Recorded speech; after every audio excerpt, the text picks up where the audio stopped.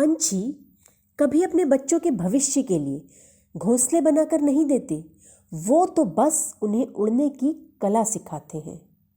इसी तरह हमारे साधु संत और गुरुजन होते हैं जो जीवन की इस पाठशाला में हमें वास्तविक शिक्षा देते हैं और जीवन जीने की कला सिखाते हैं।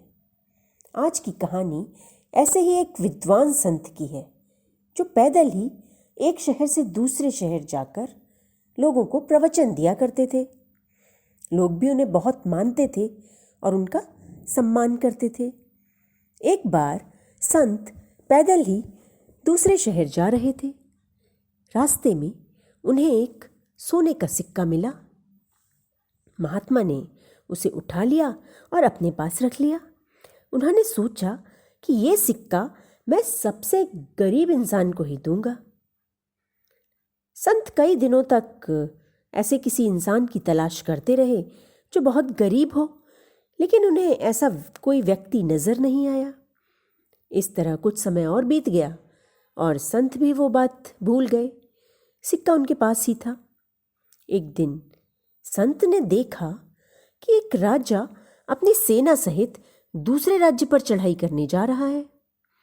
तभी साधु को सोने के सिक्के की याद आ गई। उन्होंने वो सिक्का निकाला और राजा के ऊपर फेंक दिया। संत को ऐसी हरकत करते देख राजा बहुत नाराज हुआ। नाराजगी के साथ साथ राजा को आश्चर्य भी हुआ। राजा ने संत से इसका कारण पूछा तो उन्होंने कहा, राजा, कुछ समय पहले ये सोने का सिक्का मुझे रास्ते में पड़ा मिला था। मैं इसे सबसे गरीब इंसान को देना चाहता था, लेकिन मुझे अभी तक कोई गरीब मनुष्य नहीं दिखाई दिया। आज जब मैंने तुम्हें देखा तो तुम मुझे सुपात्र लगे और लगा कि तुम ही सबसे गरीब मनुष्य हो। राजा ने संत से पूछा कि आपको ऐसा क्यों लगा? मैं तो राजा हूं, मेरे पास तो अकूत धन संपत्ति है। संत ने कहा, राजन, इतना धन होने के बाद भी तुम दूसरे राज्य पर अधिकार करना चाह रहे हो, वो भी सिर्फ उस राज्य का धन पाने के लिए ही तो तुमसे बड़ा गरीब और कौन हो सकता है?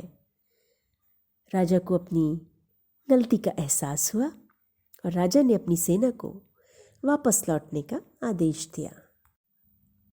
ये छोटी सी कहानी हमें सिखाती है कि दूसरे की चीज पर, दूसरे की धन संपत्ति पर नजर मत रखो।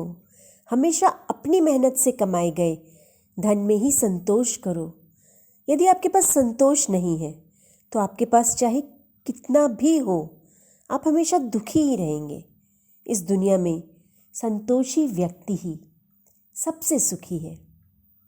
साथियों, फिर मिलेंगे एक नई कहानी के साथ। तब तक यूं ही मुस्कुराते रहिए।